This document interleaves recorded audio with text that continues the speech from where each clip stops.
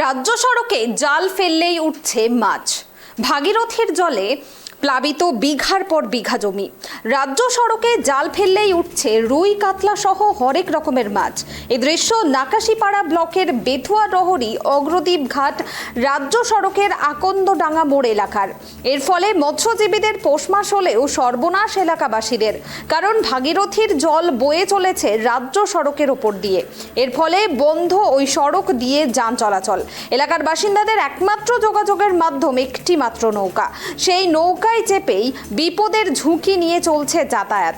শুধু তাই নয়, ভাগীরথীর উপচে পড়া জলে প্লাবিত হয়েছে ওই এলাকার কয়েক হাজার একর কৃষি জমি। জমির ফসল ঘরে তোলার আগেই তলিয়ে গিয়েছে জলের তলায়।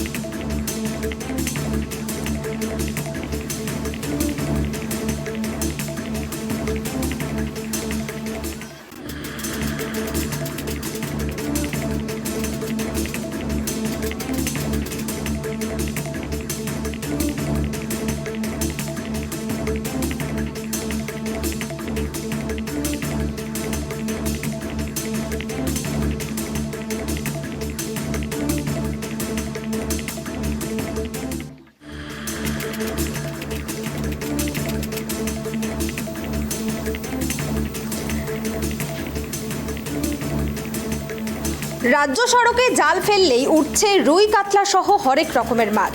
এমনই দৃশ্য দেখা গেল নাকাশিপাড়া ব্লকের বেথুয়া রহরি অগ্রদ্বীপ ঘাট রাজ্য সড়কের আকন্দডাঙ্গা মোড় এলাকার। এর ফলে মৎস্যজীবীদের পৌষ মাস হলেও সর্বনাশ হয়েছে এলাকাবাসীদের, কারণ ভাগীরথীর জল বয়ে চলছে রাজ্য সড়কের ওপর দিয়ে, যার ফলে বন্ধ রয়েছে ওই সড়ক দিয়ে যান চলাচল।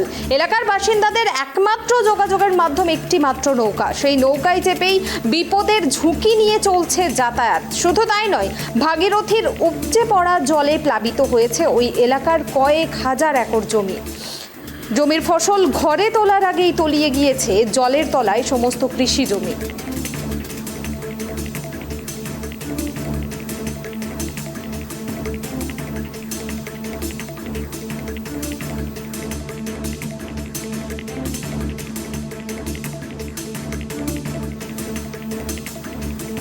এখনো পর্যন্ত দক্ষিণবঙ্গের বিভিন্ন জেলা কিন্তু বন্যা কবলিত হয়ে রয়েছে। আমরা আজকে নদিয়ার চিত্রটা দেখে নেব এবং এই মুহূর্তে নদিয়া থেকে লাইভ জুড়েছেন ট্রাইব টিভির প্রতিনিধি পবিত্র সরকার। আমরা তার সঙ্গে কথা বলে নেব। পবিত্র, রাজ্য সড়কে জাল ফেললেই দেখা যাচ্ছে মাছ উঠছে এবং বিঘার পর বিঘা জমি কিন্তু জলের তলায় চলে গিয়েছে। আজকে কোন কোন এলাকা এখনো পর্যন্ত বন্যা কবলিত হয়ে রয়েছে? দেখো, এই ছবি কিন্তু নদিয়ার, অবশ্যই নদিয়ার নাকাশিপাড়ার বেথুয়া ডহরি অগ্রদ্বীপ আকন্দডাঙ্গা মোড় এলাকার। এখানে কিন্তু রাস্তার উপর দিয়ে, রাজ্য সড়কের উপর দিয়ে কিন্তু ভাগীরথী জল প্লাবিত হচ্ছে এবং যার ফলে সেই ভাগীরথী রাজ্য সড়কের উপর কিন্তু জাল ফেললেই উঠছে রুই কাতলা হরেক রকম মাছ। ফলে এই জল প্লাবিত হয়ে কিন্তু একাধিক সমস্যায় ভুগছে এলাকার বাসিন্দারা। মূলত এই রাজ্য সড়কের ওপর দিয়ে যে যাতায়াতের ব্যবস্থা তা কিন্তু ব্যাহত হচ্ছে এবং নৌকার ওপর দিয়ে পার হয়ে কিন্তু এই রাস্তা পার হয়ে কিন্তু তারপর যানবাহন ধরে অন্যত্র যেতে হচ্ছে, যার ফলে কিন্তু টাকা পয়সাও বেশি খরচ হচ্ছে, অপরদিকে কিন্তু সময়ও লাগছে প্রচুর। এবং দেখা যাচ্ছে যে নাকাশিপাড়া ব্লকের বেতুয়াডহরি এই এলাকায় কিন্তু একাধিক একর জমি রয়েছে, চাষের জমি। সেই জমি কিন্তু এই ভাগীরথীর জল উপচে পড়ে কিন্তু প্লাবিত হয়েছে। সব মিলে কিন্তু চরম ভোগান্তিতে রয়েছে নদিয়া নাকাশিপাড়া ব্লকের অগ্রদ্বীপ এলাকার বাসিন্দারা। এবং পাশাপাশি কিন্তু প্রশাসনের পক্ষ থেকে এখনো কিন্তু কোনো রকম 9 দিন পার হয়ে গেলেও কোনো ব্যবস্থা নেওয়া হয়নি এবং প্রশাসনের পক্ষ থেকে কোনো রকম নিরাপত্তা পাশাপাশি কোনো ব্যবস্থা নেওয়া হয়নি বলে গ্রামবাসীদের অভিযোগ, এলাকাবাসীর অভিযোগ। প্রশাসনের পক্ষ থেকে বন্যা কবলিত এলাকাগুলোতে ত্রাণ সামগ্রী কোন রকম পৌঁছানোর কি ব্যবস্থা করা হচ্ছে? দেখো, সেই বিষয়ে এখনো পর্যন্ত আমাদের কাছে তেমন কোনো আপডেট নেই, কারণ প্রশাসনের বিরুদ্ধে অভিযোগ উঠছে, তাদের পক্ষ থেকে কোনো রকম সহযোগিতা করা হচ্ছে না এবং প্রশাসনিক যে নিরাপত্তা একটা দেওয়ার কথা দেওয়া উচিত এই বন্যার সময়, তাও কিন্তু দেওয়া হচ্ছে না। মূলত যে প্রাণের ঝুঁকি নিয়ে কিন্তু এই রাজ্য সড়কের ওপর দিয়ে ভাগীরথী জল পার হচ্ছে এবং প্রাণের ঝুঁকি নিয়েই কিন্তু পার হচ্ছে এলাকাবাসী, এবং যার ফলে কিন্তু চরম ভোগান্তিতে রয়েছে এবং প্রশাসনের পক্ষ থেকে উদাসীনতার চিত্র কিন্তু ফুটে উঠছে। এখনো সেইভাবে কোনো সহযোগিতা বা কোনো কিছুই করা হয়নি, এটা এলাকাবাসীর অভিযোগ। ধন্যবাদ পবিত্র। আপনাদের আবারও একবার জানিয়ে রাখবো, এখনো পর্যন্ত কিন্তু নদিয়া জেলার বিভিন্ন জায়গা বন্যা কবলিত হয়ে রয়েছে এবং রাজ্য সড়কে দেখা যাচ্ছে জাল ফেললেই উঠছে মাছ এবং ভাগীরথীর জলে প্লাবিত হয়েছে বিঘার পর বিঘা জমি। তার সঙ্গে প্রশাসনের উদাসীনতার অভিযোগও করছে কিন্তু স্থানীয় বাসিন্দারা। আমার নাম রাজীব দাস। কি অভিযোগ আপনার? অভিযোগ বলতে এই জায়গাটা, এটা হচ্ছে অ্যাকচুয়ালি নদিয়া বর্ধমানের অগ্রদ্বীপ ঘাট অবধি এটা একটা যোগাযোগ ব্যবস্থা। তো এই যোগাযোগ ব্যবস্থা প্রত্যেক বছরই, এটার নাম হচ্ছে কুলেপোতা মোড়, আকন্দডাঙ্গা মোড়। তো এই যোগাযোগ ব্যবস্থাটা বছরে অন্তত 3-4 বার বন্ধ হয়ে যায়।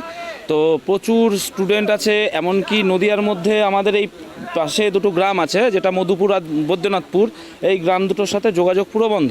এমনকি অগ্রদ্বীপ বর্ধমান ডিস্ট্রিক্টে পড়ছে পূর্ব বর্ধমান। কেন বন্ধ?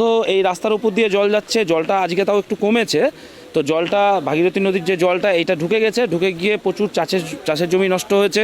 এমনকি আপনার পূর্ব বর্ধমানের অগ্রদ্বীপ থেকে প্রচুর পরিমাণে দুধ আসে, দুধ যেটা মিলে যায় বেতুয়াতে এবং মিল থেকে সেটা কলকাতা যায়, সেইগুলো আসা বন্ধ হয়ে গেছে।